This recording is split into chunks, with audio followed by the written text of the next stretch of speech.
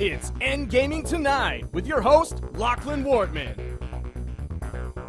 Tonight we welcome the godfathers of gaming, Atari founder Nolan Bushnell, and owner of Intellivision, Keith Robinson. Executive producer of ABC's V and host of the Jace Hall Show, Jace Hall. The Endgame TV's coverage of Comic-Con 2010. And a look back at this year's E3. And now, Lachlan Wortman!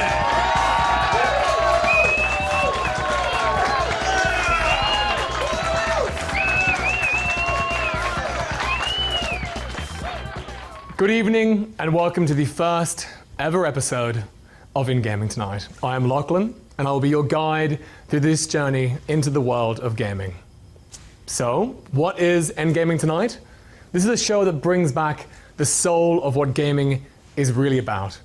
Interviews, footage, broadcasting from the gamers to the gamers. Now, speaking of which, there have been some huge developments this month in gaming.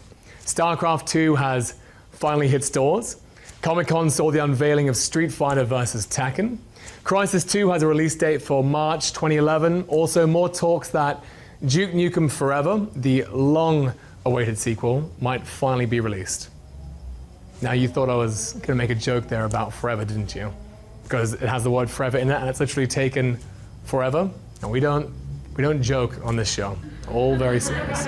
Now, despite being busy, I did get a chance to get down to my local game store and get my hands on the new StarCraft 2. Now, while I was there, however, I was struck with, a little nostalgia, so thought to myself, I'll pick up a copy of GTA 3. Now, the sales assistant had no idea what I was talking about, so I tried to describe to her. I told her it's about this guy who drives around, crashing cars, swinging iron bars, gets chased by the police, and basically just sleeps with hookers. Now, I'm the only person to own the new version of Tiger Woods' PGA Tour 2011. Now, tonight we have a fantastic show ahead of us. What better way to start our first episode than with the godfathers of gaming themselves? Nolan Bushnell, the inventor of Atari, and Keith Robinson from Intellivision. Pioneers of gaming representing the two original consoles. We also have the funniest man in gaming, Jace Hall. But first, Endgame TV have been busy these last few weeks. We had a crew shooting everything game-related at this year's Comic-Con. Marisha Ray has the coverage. Let's check it out.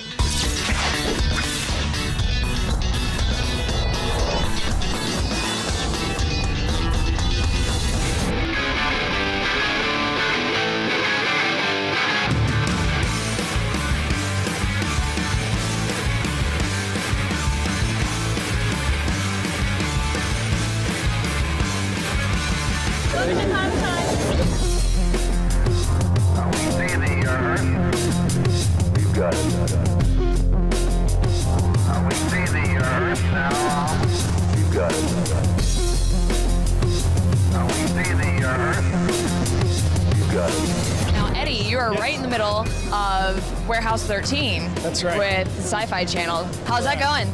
It's amazing. Our first season, we were the #1 most watched show in the 17-year history of the network. How long does it take to normally design and build an action figure before it hits the shelves? You take the license first, which could take, months of negotiations. 2D first on a paper, it'll be taken into 3D, rendered, so if a change needs to be made, you can make the change, no problem. We want to make sure the stuff's right.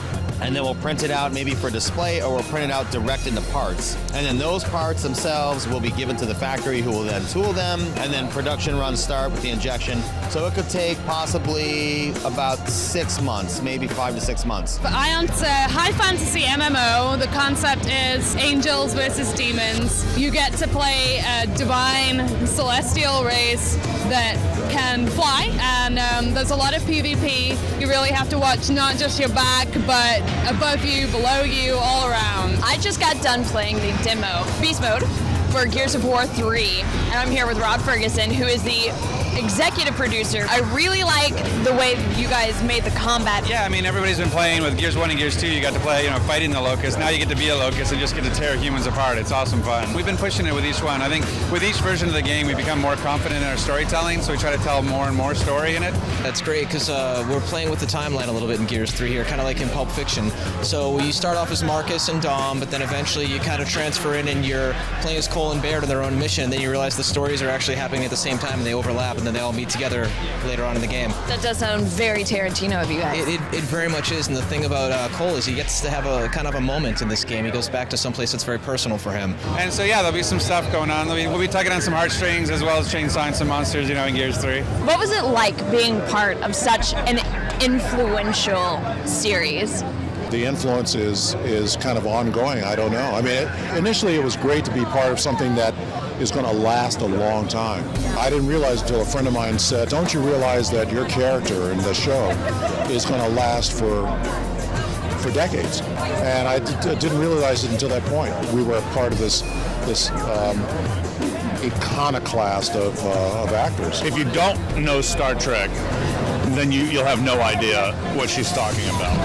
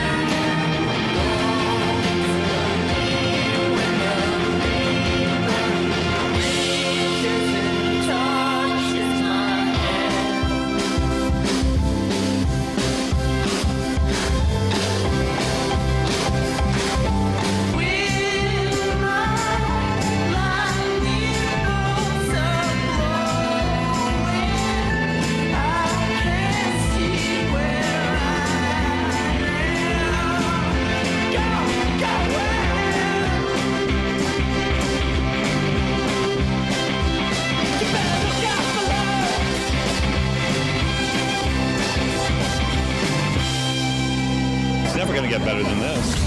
Wow, what an amazing 5 days here at San Diego Comic-Con. God, we got to see so much stuff. I know, we got to see the Avengers, the cast of the Avengers. Yeah, I got to talk to the majority of the crew over at Star Trek. And of course, all the cosplayers were absolutely amazing. They're so talented. They're some of my favorites. Yeah. As always, thank you guys for tuning in here at In-Game TV. I'm Marisha Ray. And I'm Chloe Drake.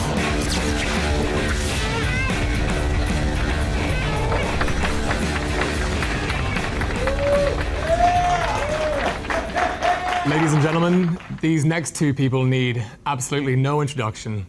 The godfathers of gaming, Mr. Nolan Bushnell and Mr. Keith Robinson.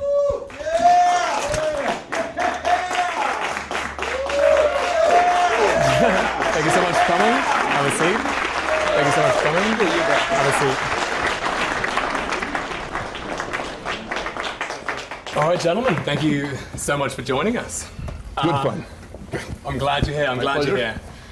Obviously, the situation we're in, there's obviously no hiding the fact that what this represents is Atari and Intellivision, for all intents and purposes, the godfathers of gaming. So, and who was Intellivision? I'm sorry. So what we really want to work on is the idea that this is very much like the Bill Gates and Steve Jobs of the gaming world. Right. And what I want to actually start with is something I first heard in that original interview, which is that they were asked what the other person gave to the world of gaming. So vice versa, obviously, maybe starting with you, Nolan, what do you think Intellivision brought to the world of gaming? Intellivision was a wonderful step up from where the Atari 2600 was. It had better games, better action, and the controls actually gave it some very interesting capabilities that the 2600 didn't have. We'll be using that in the ads for I was going to say. Thanks. We're getting all this? Fantastic. Right. What I want to add to that is that Mattel Toys was the biggest toy company in the world, and the press likes a fight. They like a battle. And beforehand, you had the arcade games, and you had the Odyssey, and then you had the Pong machines, the dedicated Pong machines, and you had the Atari VCS came out. But it was all kind of covered as a fad and the new thing and all that. But when Mattel got involved, and when they did those in-your-face ads, Atari versus Intellivision, it really kind of made it a battle. Yeah. And so what it really brought to it, it raised both companies. Yeah. Because I think that you were at about 3 or 4 million units sold, like in 1981 when they started, or 1980 when Mattel really started. But then we sold, went from 0 to 3 million, but I think Atari went from 4 to 12 million, because I think this whole idea of should we get a video game for our family became which one should we get? Here's an easy question for you. Which of these games is the closest thing to the real thing? A, Intellivision Major League Baseball. B, Atari Baseball. Here they are again, close up. A, Intellivision. B, Atari. If you thought A, Intellivision, you're absolutely correct. You see, I told you this question was easy. Do you think that corporate mentality has persevered through until now? Because obviously gaming has become a very corporate dominated world. Do you think that's a result of that first sort of competition that started back then? Well, I think that one of the things that Mattel really hit Atari on was the graphics. And that continues to this day. I mean, that's always, that's always been one step more. The graphics are better, the graphics are better. Nintendo with the Wii kind of went in a different direction, which the controllers are different. But it's pretty much always been, from the very first, which one had better graphics. And then which is a problem right now, because we're getting so close to photorealism, it's kind of silly to say my photorealism is better than your photorealism. There's not a headroom for differentiation. It's an interesting question, because I think that I remember when gaming first began, and I remember when I first sat down to game on the Atari and on the Intellivision, I was blown away by what was happening in my world. I was we'd landed on the moon. In my mind, graphics could never get any better than this. And I was how can we ever get better than this? This is phenomenal. But do you think that back then, gaming was more about something inherent in human beings in the sense that we naturally want to game? Or do you believe that it's something that it was driven more by the graphics? The DNA of the human being is to play games. I mean, you see evidence of gameplay around the most primitive caves where they'd hollowed out the clay and played games with the knuckle bones of the animals that they built. And the human being has adapted whatever technology, whether it be cast iron in the 1800s to whittled wood in the 1600s, and now the microprocessor, and as you get faster and faster, it's there. And so man plays, man competes, and man uses the technology at hand. Yeah. I think you can speak to this better than anybody, in that when computers started, and then building these big computers, they started playing chess and everything, and the excuse was gameplay theory, and this will teach us artificial intelligence. But these guys, the public didn't know about this, but in universities and in big corporations, it was a big deal. They're creating games. That's what they're playing games. That's what you first saw, right? Well, I not just saw it in the game, but I actually programmed games on the big computers, and I can remember before multi-million-dollar computers. Yeah, these were multi-million-dollar computers, and I would say there were at least 20 different games that would have been hacked by various people. Yeah, well, the internet, kind of started that way with the ARPANET, with the original adventure game. Yeah. That went from Boston, was it? Right. And then to Stanford and to UCLA.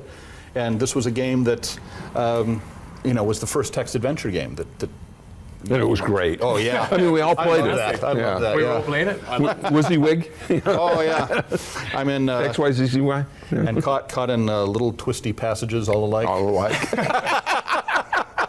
Now, do you think the heritage of gaming, what it really was, back when it was with Pong and in those original games, do you think they've helped carve what gaming is, or do you think it's taken a new direction recently with the developments in the technology, the developments in the changing mindset of gaming? Well, first of all, there is no longer a game market. There are game markets and there are game players, and some of them are as different than each other as dogs and cats and rats and mice. You know, it's really different. I mean, the internet social game player is so different than the console game player. They're almost two different worlds. Or the casual game player. Or the casual game player, yeah. And so it's really a thing where this diversity has actually embraced more players. We're getting back to the kinds of ratios that we actually had in the late 70s. With gaming going where it is going, how have you guys stayed in touch with it? Are you still on board? Do you still game? Absolutely. Still gaming to this day? Well, of course, I'm still selling Intellivision. We're still moving it out to new platforms. Yeah. Classic games, new platforms. And have you felt that, like, have you felt an attachment to your time of gaming and your generation of gaming, or have you developed with it and enjoy it just as much today in its new form as you did back then? I'm personally looking forward to using the new technologies. And it turns out that there's some things that haven't been available. For example, in the new iPhone 4, you have not just XYZ in real space, but you have phi, rho, and theta, which gives you, basically a vector in space. Yeah. And all of a sudden, that opens up a whole new world of augmented reality, which I think is going to be the next big thing. Do you think you'll be capitalizing on that? Obviously, a question for both of you. Do you see Intellivision and Atari going forward into this new world and this new generation of gaming? Well, and Intellivision is certainly what we'd like to do. Right now, we're still kind of stuck with the reformatting the original games, but that is the next step that we would like to take, and it's really just down to a case of the availability of capital and everything to do it. Yeah. To take the games that we started with from the 1980s and then start adding on, doing the new version of these games. We'd love to take Astro Smash and Night Stalker, some of our games from back then, and really take advantage of what he's talking about in terms of, there's a whole series of games that one of our previous programmers from Mattel did, which is all audio games. It's for the iPhone, and you don't really have any visual clues. You do everything puzzles and spatial recognition all through earphones, and it's really amazing. But the problem is that there's still the exact how the market works, how you monetize this stuff isn't quite there for moving forward to it. Yeah. But it will be. It will be. How about with Atari? Can you see yourself emerging in this world? Absolutely. I mean, Atari is moving its center of gravity back to Los Angeles, which is kind of interesting. Yeah. And I'm back on the board, and so being on the board is sort of like being grandfather instead of father, so it's advisory rather than... Do you hand out more candy once you're the grandfather? Yeah. Well, it's basically the kids can mess in their diaper and you have to send them back to mom. But anyway, we're taking a lot of the old IP, recasting it and bringing it up to today's models. But more than that, I've got two sons right now that have started a game company in augmented reality, in which you don't realize it, but this very spot has an alternative reality that's associated with this spot. It's a deep, dark forest, and it's inhabited by really mean monkeys. You've worked at NGAMING TV. I think I see one over here. And you can take over a Starbucks. You can take over your own apartment, because it's all that, and you can plant trees and do all kinds of interesting things, but in a geographic nature. Fantastic. That's cool. That is cool. That is very cool. Final question for you both, obviously, is when you first began in this industry and you had the vision that gaming would one day be what it is, did you ever see it arriving at this point now? Did you ever see it as big as it is? No. I knew it was going to be big. I'm not sure I ever quantified it. Yeah. I mean, in an engineer's mind, you have to put a number on it. Right. And I don't think I ever put the number on it. Yeah, I don't think from that standpoint, no, but people ask, did you ever see, look how realistic these things are. Did you ever think that? I go, yeah. I mean, I remember we were sitting around back at Mattel, and a guy coming in talking about these bulletin boards and how you can have these games that are huge. And so, yeah, we thought that, that'll be great. We'll have some way to do that. And like you say, the photorealism of stuff, we knew that was just we'd get to that point. I actually thought we'd get there sooner. If it hadn't been for the crash of 1983, I think we would have gotten there like 10 years No sooner. question about it. I agree 100%. That 1983 set the industry back 10 years. Oh, yeah. Easily. Yeah. Yeah, we were working on the next generation of Intellivision, which was a 68,000 based processor similar to the Amiga. And this was going to be something that had multiple gameplay over modem. This was all designed in 1983. We were working on this. The resolution was much closer to what you would see today. But then everybody got out of the market. Everybody was afraid of it. I like to say that the industry committed suicide. It wasn't homicide. It was suicide. Yeah. And then it left the door wide open for Nintendo to come in and get massive market share. Yeah, it was totally stupid.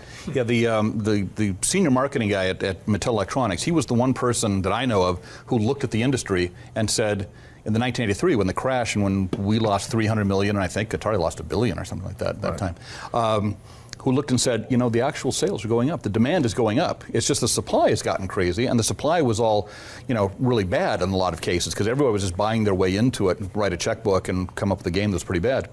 So everybody tried to basically put 10 million units into a market that only wanted to have 3. Right. And so and all the cartridges to support all that. And so there was so much oversupply that everybody cut prices, and so volumes went up. Right, exactly.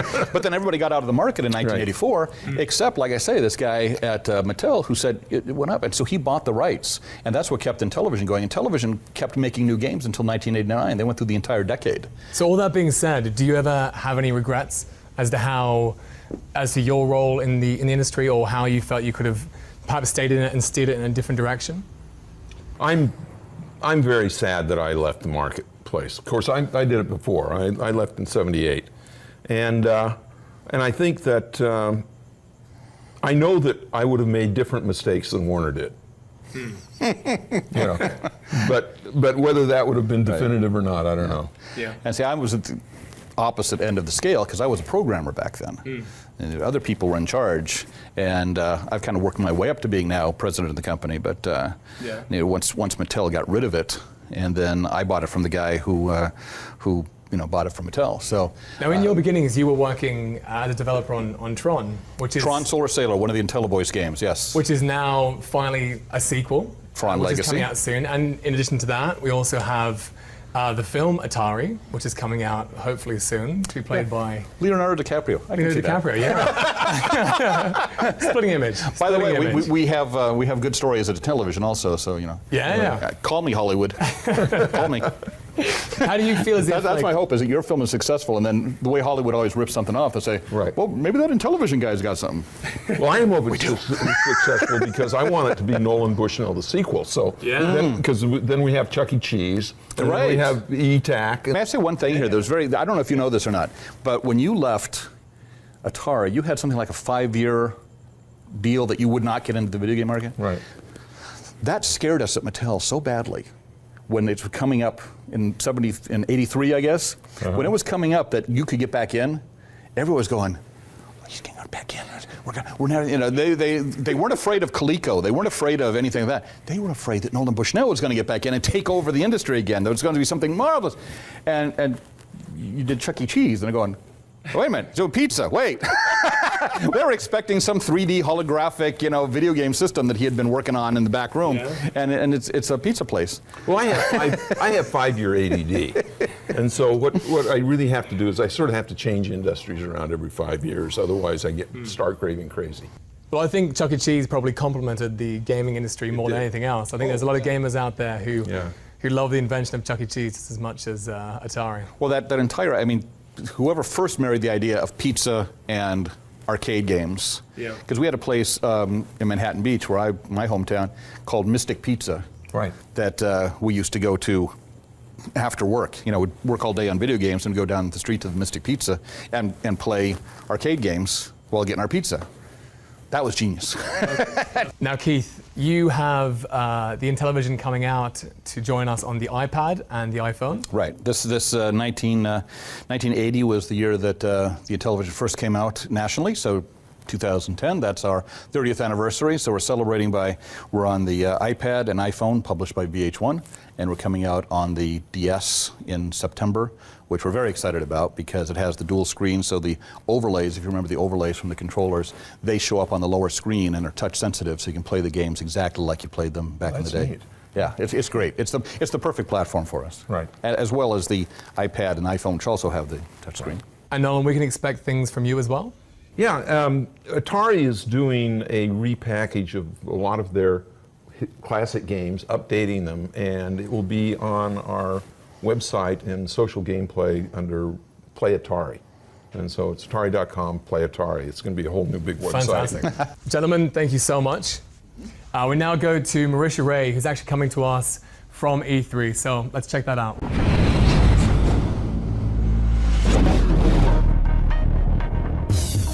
Hey guys, Marisha Ray here with In-Game TV. We are just inside the LA Convention Center waiting entry for E3, the biggest video game event of the year.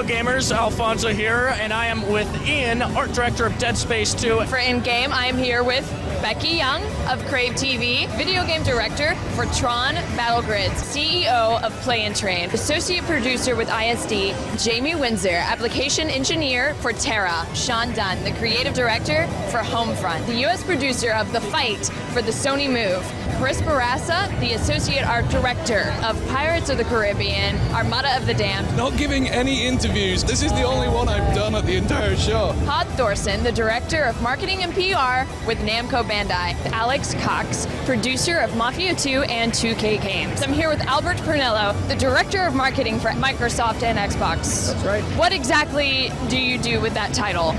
I go to a lot of meetings.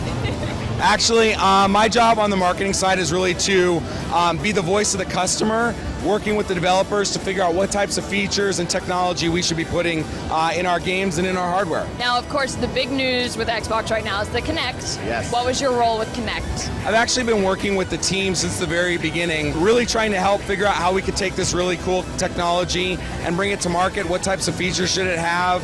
What types of games should we have? I've been working with them for quite a while now. What were you hearing from the general public that inspired you guys to make Kinect? Well, I definitely think there's a trend in gaming right now for people to get up off the couch and bring new types of gamers in to, this. And so some people get intimidated by the controller, and we've known that for a long time as a gamer. Whenever I try and have my mom or my wife play, they kind of stay away. This, of all the things I've ever worked on, when we started showing this to people and their reactions and seeing people get up, seeing kids get up and get active, it was probably one of the most magical things I've ever worked on.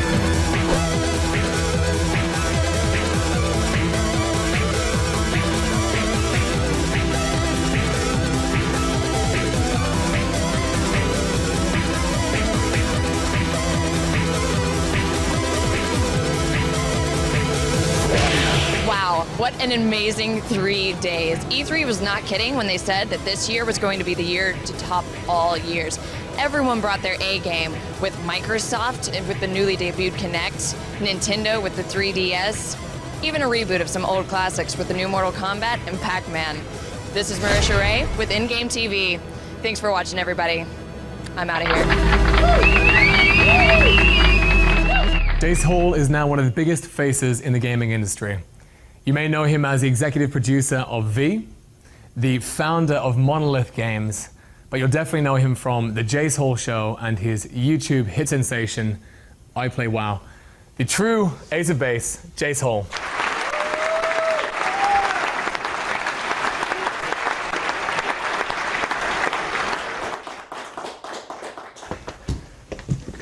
Now, big things for you this year, very big things for you this year. Well, Well, yeah, I've been trying to keep busy. You've started well. The Jace Hall show doing very, very well. Oh, thank you. I heard that maybe you've seen an episode or two. No, you haven't. You didn't know. No. Seriously, no, we haven't seen anything. No. I hear it's good. Okay. Well, that's a good. I'll take the butt. So you just finished the 3rd season. Yeah, we finished the third season. We aired that on IGN.com. It did really well. We're in the process of shooting the 4th season, which will be coming out this fall. And I think we have some surprises there. I think I want part of the point of the Jace Hall show is just I always believed that technology and sort of gamer lifestyle and there's been this proliferation of new media and new media platforms coming into all of our lives. And there's the people who make it and the people who use it. And there's a stereotype that's perpetuated around that image. But I know in truth, in practice, it's not actually, the stereotype isn't anything at all like that. It's people from all walks of life.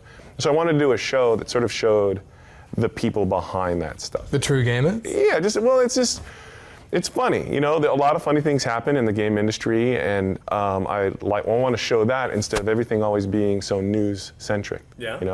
Always chasing after product features. Do you think gaming's become too corporate? It's gone about as corporate as it can actually go, considering they're making games. But too corporate, look, when you're spending $30 million on something, if you're doing a Call of Duty franchise or something like that, trust me, and the way the video game space operates is you get one chance in the store. So you spend $30 million getting this game ready, and then you have like your weekend at Walmart or whatever, and it better work. That tends to bring out a lot of seriousness in people, regardless of age, with those kind of stakes. So I think some of that corporate professionalism is needed. In some cases, it can get a little out of hand. Now, you actually founded Monolith Games. Yes. So are you obviously know all about that corporate world. Do you think where you're going with the Jace Hall show is like an attempt to kind of get back to gaming and get back to like what gaming is really about? So what, you're saying I left it? Is that what it is? I mean, they're doing very well now. So wow. Okay. So no, I started Monolith Productions. Yeah. And we made games like if you go back, Blood, No One Lives Forever, Shogo, and then we started doing the Fear franchise and Condemned, and then we did Tron 2.0 and the Alien vs. Predator franchise and blah, blah, blah, blah. So the company grew and we made a lot of hardcore games that way. I never stopped playing video games. That's, first of all, if we played Street Fighter right now, you would just have tears shooting out of your eyes. But not like when we played it before when I won and you... No, he couldn't even get that little... Oh no, I mean, I was sure we were trying to keep it on the down low. No. You've got a big following in the gaming world. I don't want to ruin it for them to know. There's something. I appreciate the young energy that comes from here, and you're doing it. And gaming.tv, all this is happening, and it's driven by the people that that I have made video games for. So that's sort of I appreciate being on here, but please. You're not going to beat me at Street Fighter, so let's we'll say, hey, you never know. Where's my drink? You never know. It's still to come. So you're doing other things these days, though. You're now doing the V series. Yes. Okay. So that's actually a good segue. Nicely done. Oh, hey. So I made a lot of video games. I got involved at the highest levels, and then I decided I wanted to make television. So I thought, well, the skills involved in developing content for video games are very similar to developing content for movies and television.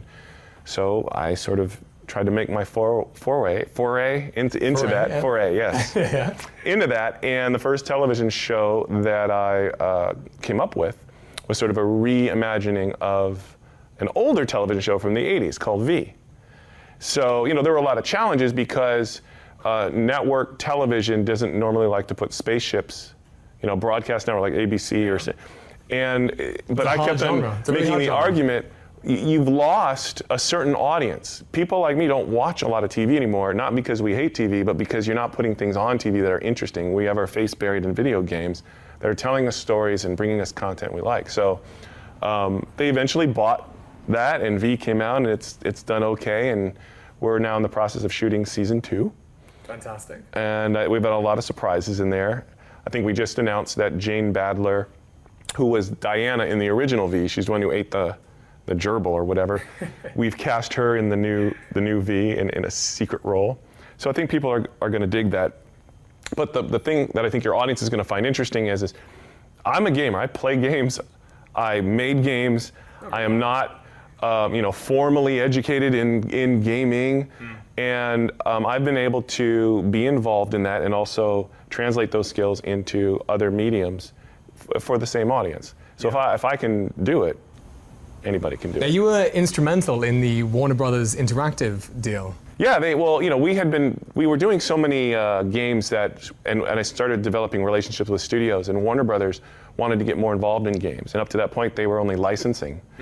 So they asked me to leave my company, come there and head the division and sort of grow it. And now they're like the 4th largest publisher on earth. So I guess I did something. Yeah. A little. Just a little nudge. I was just a part of an awesome team. A little nudge. I was just a part of an awesome team. So what are the plans for the future? What's next in Jace Hall's world? Certainly, the Jace Hall show keeps me involved with sort of the top people in gaming. We go and meet them and check out stuff. So I plan to continue to keep those relationships and that stuff. Aside from that, which sort of leads me into, I really like the idea of using the internet for telling stories and not being confined to the restrictions of television or the barriers of people who decide that content, people shouldn't see. So, much like this network, you guys are building stuff, making it, covering a very important topic. I totally support what you guys are doing.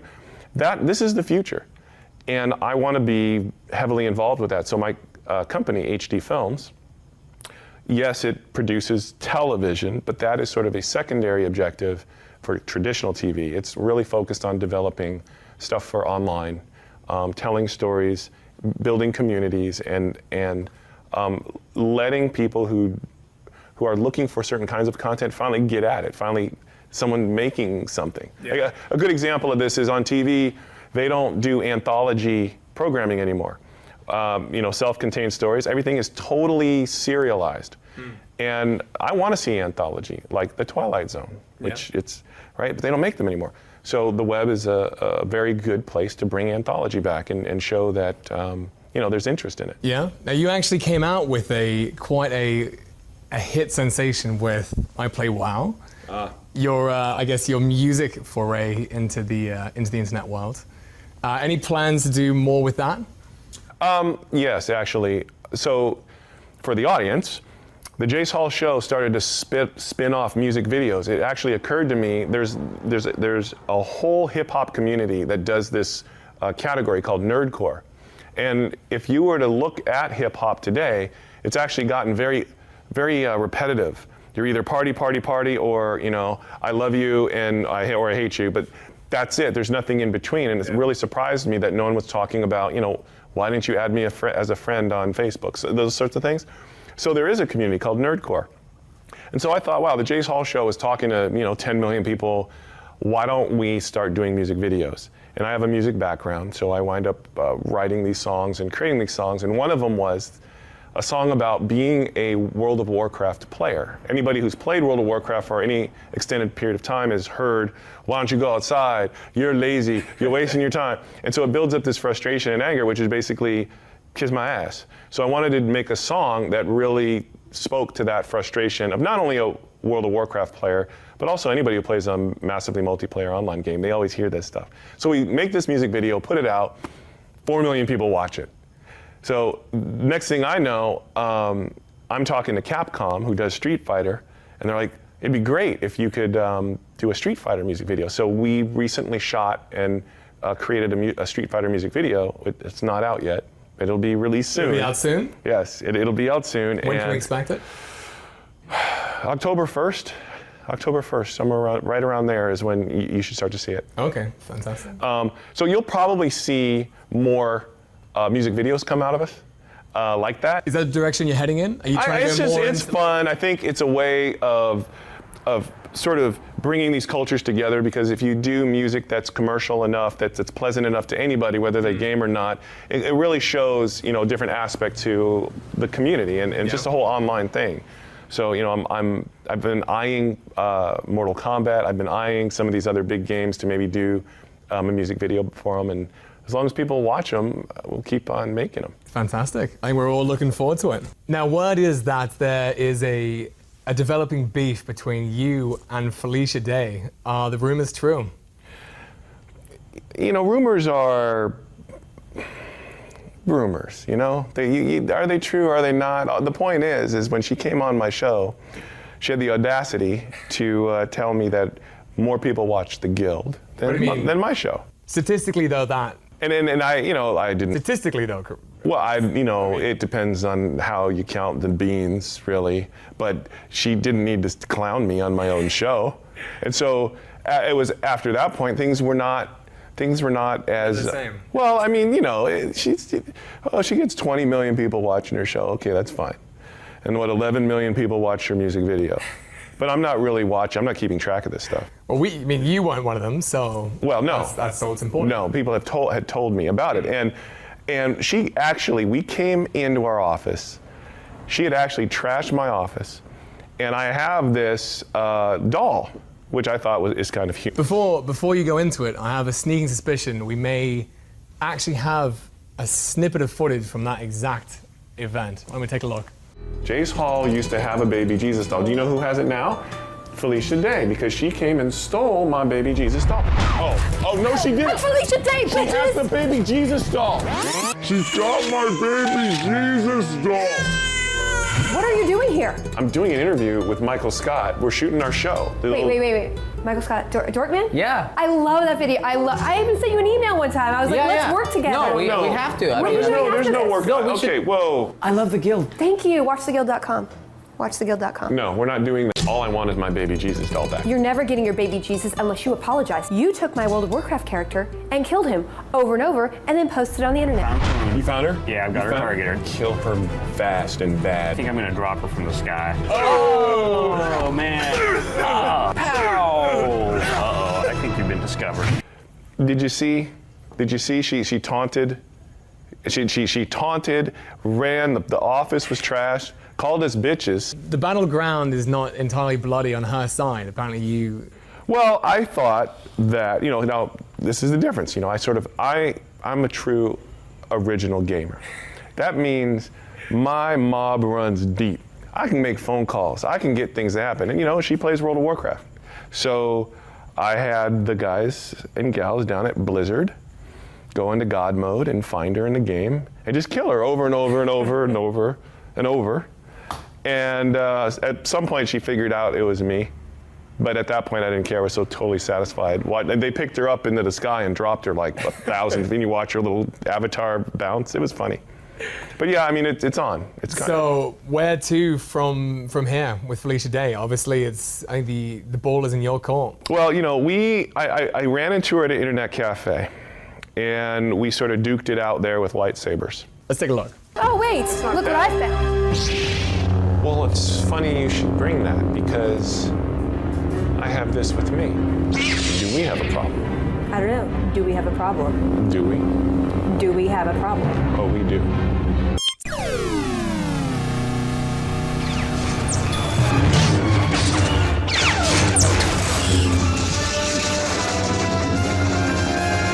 I want my baby Jesus doll back.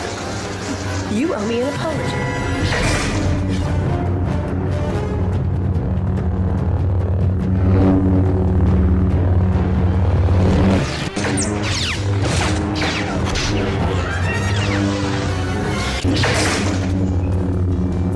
Okay, so Felicia and you are at a point in time. Where to from here? I think we'll remain mortal enemies.